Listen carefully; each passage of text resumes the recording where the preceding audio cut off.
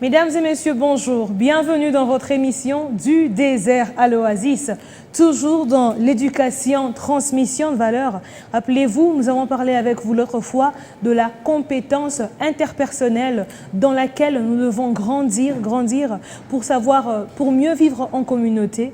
Mais d'abord, premièrement, pour mieux vivre en relation avec Dieu, en relation avec nous-mêmes, mais aussi en relation dans la communauté. Et nous avons défini cette relation interpersonnelle comme l'exercice auquel se soumet chacun pour gérer son corps, gérer son esprit, gérer son âme. Et nous pouvons aussi l'appeler maîtrise de soi. On peut aussi parler de la maîtrise de soi, mais tout en gardant bien sûr des bonnes relations sociales. Donc ces compétences vont au-delà des compétences manuelles, des compétences physiques. Il s'agit vraiment des valeurs intrinsèques que chacun de nous doit développer, sur lesquelles chacun de nous doit travailler, mais aussi que nous devons transmettre aux autres pour mieux vivre les différents niveaux des relations.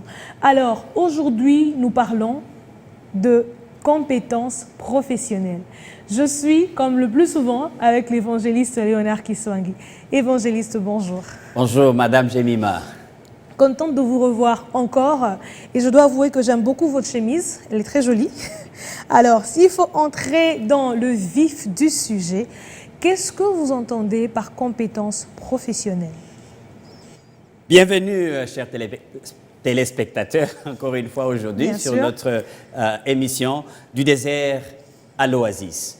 Ben, je reçois les compliments, tu vois, c'est aussi ça, être conscient, avoir l'intelligence émotionnelle, savoir dire merci quand belle appréciation a été faite de votre chemise. Ça fait partie de savoir gérer ses relations interpersonnelles dont il était question. Et nous avons dit que cette façon de faire ne vient pas nécessairement dans l'enseignement derrière un tableau noir avec la craie blanche, mais ça vient d'un laboratoire oasis de l'éducation qui est déjà la famille.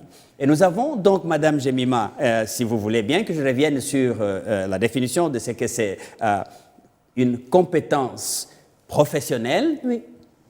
Nous sommes là dans ce cadre d'un apprentissage, comme nous l'avons dit, qui est consciente, un apprentissage conscient plutôt. Parce que vous voyez, comme nous l'avons dit avec l'apôtre Pierre, à la foi, il faut ajouter la connaissance.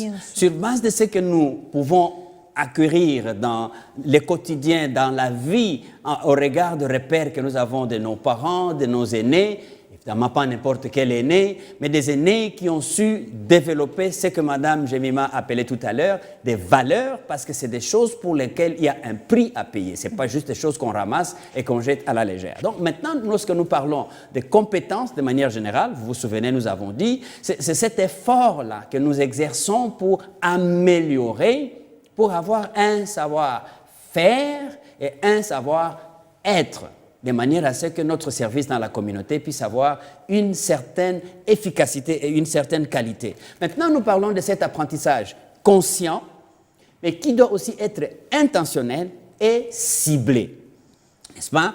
C'est sur des aspects, encore une fois, ici nous revenons et nous voulons souligner le fait que lorsque nous sommes dans le cadre de cette émission, la dichotomie ou les différences entre ce qui est sacré et ce qui ne l'est pas n'a pas de place ici. Nous voulons tout simplement que tout ce qui est entrepris par un enfant de Dieu qui est à l'image de Dieu et à la ressemblance de Christ doit être appelé sacré. Et donc quand nous parlons ici, il sera question des domaines d'intervention particuliers à vous.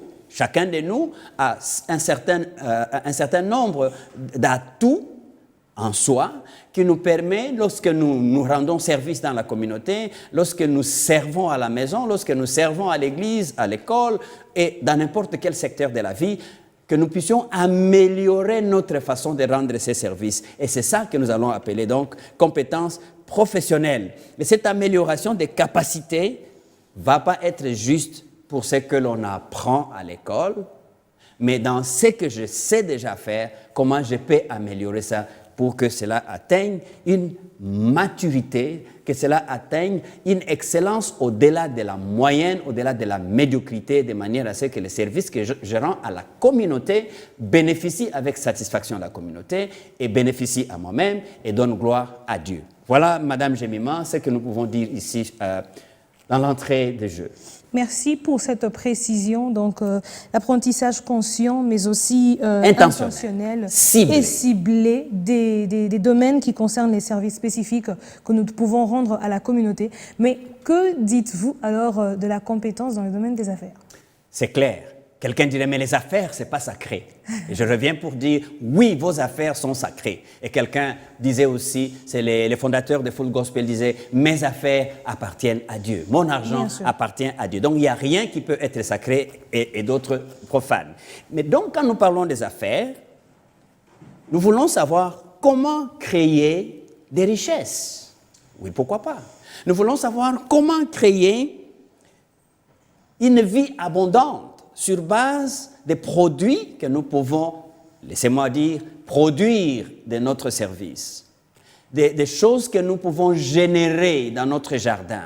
Comment les faire avec compétence. Et je crois que c'est ici aussi que j'ai parlé, n'est-ce pas, des petites affaires comme une maman qui fabrique des beignets. Toute sa vie, elle a fabriqué des beignets et avec la production de ces beignets, elle a fait étudier à l'université son mari, qui alors était son fiancé. Dommage, ingrat qu'il était, après son diplôme, il a abandonné cette dame. Mais Dieu ne l'a pas abandonné, continue à la bénir. Parenthèse ouverte et fermée. Petites affaires, petites choses que vous faites avec vos mains pour créer de l'abondance. La Bible ne dit-elle pas tout travail produit ou procure de l'abondance. Donc, il ne faut pas nécessairement chercher des grandes affaires, des grandes entreprises, mais bref, grand, petit ou moyen, tout ce que vous entreprenez devra avoir derrière votre tête l'intentionnalité de pouvoir produire ce qui doit être produit. Et donc, comment accéder à l'emploi, par exemple? C'est des choses qui ne viennent pas au hasard. Il y a des personnes qui ont fini, se promènent avec son diplôme et tout le temps, et les pantalons et les souliers sont terminés parce qu'elle ne sait pas même comment on cherche d'emploi. Alors que tout autour de soi, il y a moyen que l'on sache. Donc ça s'apprend. Mais aussi, comment gagner, n'est-ce pas, des revenus par rapport à ce qu'on fait pour que ces revenus qu'on gagne ne soient pas dilapidés. Il y a des personnes qui font du travail et qui n'ont pas beaucoup en termes de salaire, comme nous le savons, mais qui font une bonne gestion de peu qu'ils gagnent, et cela produit l'abondance dans sa vie. Et au contraire, il y en a qui ont des millions, mais qui deviennent fous avec ça, et ils ne peuvent rien faire. Donc dans l'éducation, dans l'oasis de l'éducation, nous voulons bien donner l'opportunité à ceux qui sont avec nous pour savoir comment ils peuvent produire et bien gérer ce qu'ils produisent afin de combattre et la pauvreté et même le chômage. Et donc aussi, comment développer une loyauté. Ça aussi, il y a des personnes, il a du travail, quand il est au chômage, c'est vraiment un pleureur, c'est vraiment un intercesseur, et quand il a du travail, c'est fini. Il n'y a plus de loyauté, ni avec son église, ni même avec ceux qui l'ont aidé à avoir ce travail. Ça devient de la médiocrité, mais ça devient plus de la méchanceté et de l'ingratitude. Donc, comment avoir une loyauté vis-à-vis de son patron, si on a un patron, vis-à-vis de sa communauté, mais aussi vis-à-vis de ce qu'on fait. Les affaires, c'est aussi comment créer de l'emploi et ainsi pourvoir à l'économie abondante pour sa communauté. Et c'est ça, justement, créer de l'économie abondante, c'est créer une petite entreprise. Vous commencez une entreprise de brûler les bois pour avoir les braises et vous y engagez des personnes. Et donc, voilà, il y a de l'économie pour vous-même et pour ceux qui sont tout autour de vous. L'oasis de l'éducation attirera aussi notre attention sur l'éthique des affaires, l'intégrité et la justice distributive. Voilà un tout petit peu ramassé où nous voulons y aller, si dans l'oasis de l'éducation, nous voulons les affaires avec efficacité ce que nous devons faire et ce que nous devons Merci connaître. pour ces éléments, puisque comme vous dites, nous sommes dans l'oasis d'éducation et donc nous faisons effort de transmettre à ceux qui nous suivent aussi les valeurs que nous avons. Alors, qu'en est-il, puisque nous parlons des compétences professionnelles, des compétences dans les affaires qui sont importantes et que nous devons, dans lesquelles nous devons nous améliorer, qu'en est-il, quelle est l'importance alors des médias dans ce domaine-là? Là, vous touchez à nous-mêmes, n'est-ce pas? Parce que du désert à l'oasis, une émission que vous suivez. Donc, le média, c'est aussi un monde dans lequel nous voulons bien qu'il y ait de la professionnalité, de la capacité et de la qualité et de l'efficience. Et donc, les médias nous concernent, nous, émission du désert à l'oasis, nous, B1, et nous tous qui sommes assis devant cet écran. Et nous voulons donc savoir comment obtenir des informations utiles qui deviennent des points de repère pour des personnes qui nous suivent. Vous voyez, il y a tellement de médias et tellement de médias de médiocrité. Nous voulons ici attirer l'attention pour que l'on ne dise pas, non, les médias, tu vois, ça c'est un monde profane. Non, le média est sacré et les faire avec efficacité, les faire avec objectivité, de manière à ce que l'information qu'on donne, on cherche la bonne. Et non seulement qu'on cherche l'information la bonne à donner, mais on crée ce qu'il faut pour que, comme nous l'avons dit, le corps qui doit être bien éduqué, qui doit être bien nourri, que l'esprit ne reçoive pas n'importe quel genre d'information, de dépravation des mœurs, mais plutôt des repères pour faire croître. Comment faire la différence entre les médias d'intoxication, les médias du clientélisme et les médias qui constitue un atout éducationnel pour l'amélioration de la vie. N'est-ce pas? Quels médias promouvoir pour des messages qui donnent la vie plutôt que ceux au service des malfaiteurs. Voilà, donc les médias, il faut l'apprendre. Ce n'est pas n'importe qui qu'on ramasse sur la route parce que Facebook, Twitter, WhatsApp, non, il faut apprendre comment se tenir devant les micros, quelle information prendre et comment traiter l'information de manière à ce qu'elle soit potable et qu'elle nourrisse les esprits. Alors, je n'aimerais pas que l'on trouve quand même ceux qui nous suivent, parce que certains peuvent se dire, bon, compétences professionnelles, compétences dans les affaires, etc., et même dans les médias. Ben, pour celui qui n'a pas le don, comme vous, de se tenir devant le micro et de parler devant la caméra, mais il sait dessiner, il sait faire des arts et tout le reste, quel conseil, en fait, vous lui donnez? Qu'est-ce que vous dites par rapport à ce domaine de compétences dans les arts? Mais ça, c'est formidable, madame. Je note aussi qu'on vient de faire les 9e Jeux de la francophonie. Les arts. Les arts étaient vraiment, et les médailles, il y en a eu. Les arts étaient vraiment, comment je peux dire, mis en œuvre et déployés dans toute leur beauté. Alors, je crois que c'est important que ceux qui nous suivent sachent aussi, comme vous dites, l'importance de ces compétences. Nous voulons dire que dans l'éducation, dans l'oasis de l'éducation, les arts ne sont pas juste les arts pour faire rire, quoique c'est aussi un art essentiel de savoir faire rire. Les arts, pas juste pour diffamer à la place publique des choses parce qu'on les habille de manière juste à trouver du sensationnel. Non. Les arts, c'est un domaine où nous pensons qu'il faut du professionnalisme parce que c'est lui qui dessine, par exemple, une œuvre d'art appréciable, admirable, et avec pudeur, nous avons besoin de ce genre de personnes. Pour contrarier, c'est en longueur de journée nous exposent des nudités et qui nous font la honte et l'opprobre. Donc, il faut dans ces domaines des jeunes gens, des jeunes filles capables, n'est-ce pas, de créer ce qui fait réfléchir l'esprit pour ce qui est beau et ce qui est agréable et éviter ce qui est nuisible. Il est donc erroné de croire que on ne donne au public que ce qui est, même lorsqu'on parle d'amoureux, et donc c'est mettre la nudité sur la place publique. Non. Nous avons besoin d'avoir toutes sortes, n'est-ce pas, d'artistes, et même pour la danse. Combien j'ai été très ému de regarder des genres de danse que j'ai vus lors des Jeux de la francophonie, mais qui étaient des jeux qui éduquent même comment il faut se comporter physiquement pour éviter certaines maladies. Et donc là, vous ajoutez ce qui était agréable et ce qui était utile. Donc l'art, pas juste pour ce qui reste agréable, mais l'art pour ce qui est aussi utile dans les domaines d'une certaine improvisation naturelle, sans exagération, n'est-ce pas? Il nous faut de l'intelligence et du professionnalisme. J'avais aussi suivi un artiste chantre. Oh mon Dieu, quelle voix! Il chante un cantique, mais dans ces cantiques-là, vous les suivez et puis après, il vous perd un peu avec l'improvisation. Il entre dans quelque chose qui vous fait réfléchir par rapport à la parole de Dieu. Et puis après, les voici revenir à la danse, l'utile et l'agréable. C'est donc là, Madame Jemima, où nous avons besoin de tous les aspects, n'est-ce pas, imaginables qui puissent faire la créativité. Là, c'est aussi éduquer et aussi c'est de l'art. Parce que éduquer, les pédagogues, quand il enseigne, il n'a pas que la matière qu'il a apprise à l'école, mais il doit se tenir d'une certaine manière de sorte que par, comment dirais-je, les gestes, les paroles, les mimiques, tout ça ensemble qui est de l'art, puisse transmettre ce qui est de la science. La musique, j'en ai parlé tout à l'heure, la photographie, le théâtre, et tous ces domaines, n'est-ce pas, de l'art, qui nous permettraient de passer de manière très particulière de repères, de savoir-vivre. Donc, il y a de l'art, de l'inspiration.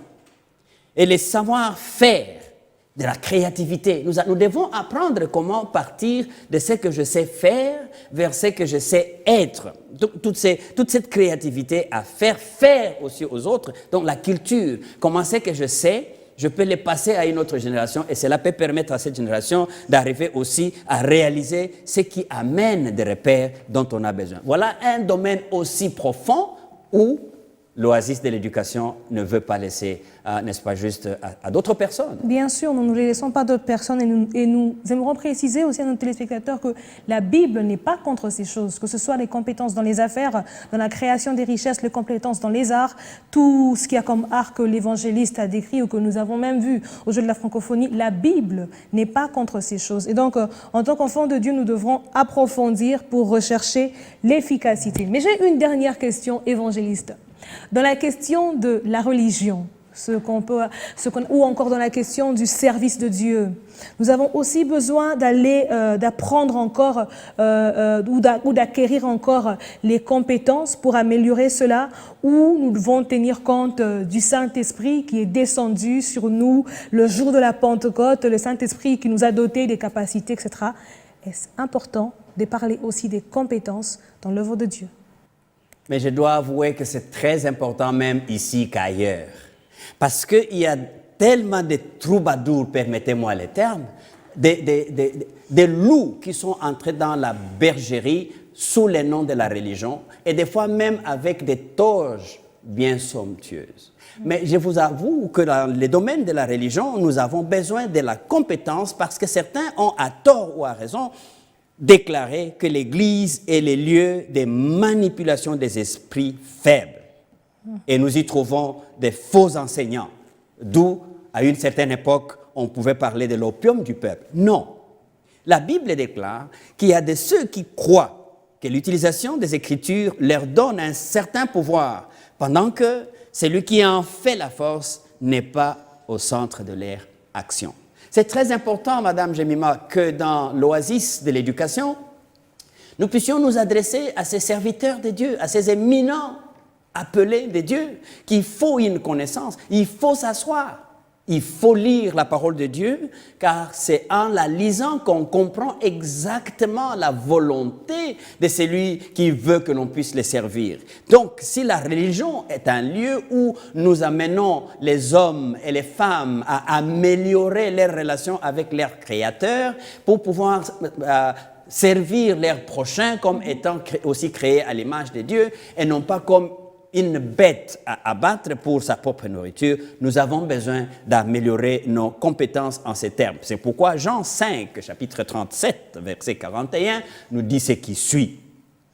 Vous n'avez jamais entendu sa voix, vous n'avez point vu sa face, et sa parole ne demeure point en vous, parce que vous ne croyez pas à celui qui m'a envoyé. Vous sondez des Écritures, parce que vous pensez avoir en elles la vie éternelle. Ce sont elles qui rendent témoignage de moi. Et vous ne voulez pas venir à moi pour avoir la vie. Je ne tire pas ma gloire des hommes. Jean chapitre 5, 37b à 41. Nous pouvons donc, Madame Jemima, sans crainte, déclarer ici que la religion, la bonne religion, est la religion qui suit les modèles de Jésus-Christ et qui ne pratique pas la duplicité, qui ne pratique pas les magouilles, la corruption. Oui. Oh mon Dieu, que j'apprends que des serviteurs de Dieu qui n'ont comme œuvre que la médisance, des critiques, la destruction de la vie des autres. Et quand vous suivez leurs messages, ils semblent même être des fois éloquents. Donc nous disons que nous pouvons faire la différence entre la religion alimentaire charnelle et celle spirituelle et biblique.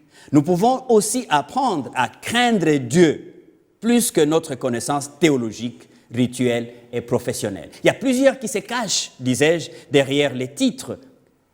Qui que ce soit, sans les vrais centres, si votre foi n'est pas christocentrique, vous pouvez être manipulateur, vous pouvez appartenir à une dénomination qui contient le plus grand nombre de fidèles, mais c'est des fidèles qui sont perdus parce que vous n'êtes pas un bon repère pour eux.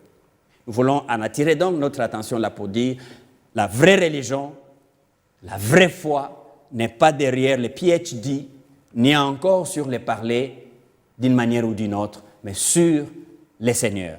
Ma prière à ce sujet, Madame Jemima, est que tous ceux qui veulent travailler dans ces domaines puissent améliorer la qualité de leur propre vie avec Dieu avant de prétendre en donner aux autres à la place publique.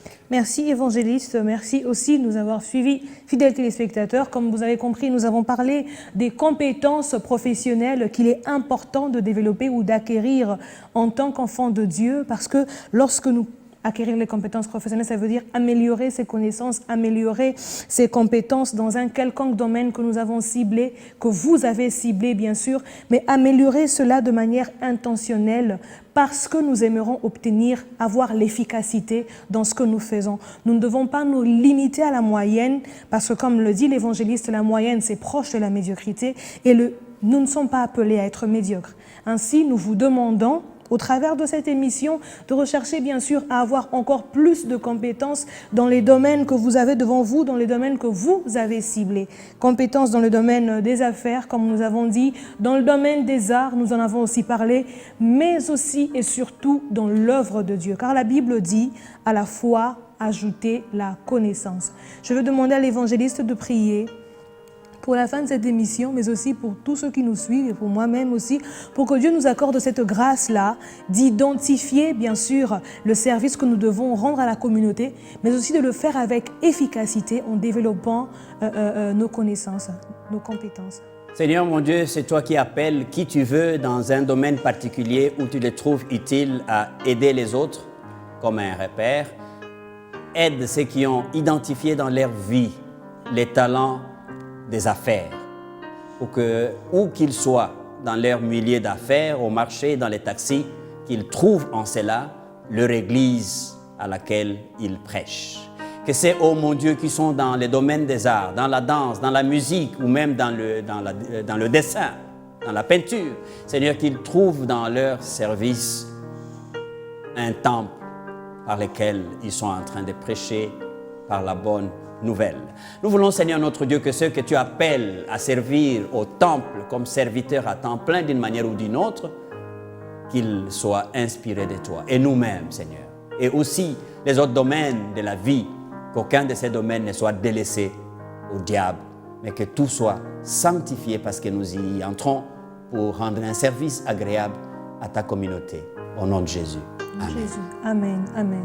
Merci à vous de nous avoir suivis, fidèles téléspectateurs. N'hésitez pas de poser des questions ou d'appeler au numéro qui s'affiche au bas de l'écran. Suivez-nous aussi sur notre chaîne YouTube African Enterprise RDC et restez branchés sur votre chaîne B1 Télévision. Que notre Dieu vous bénisse.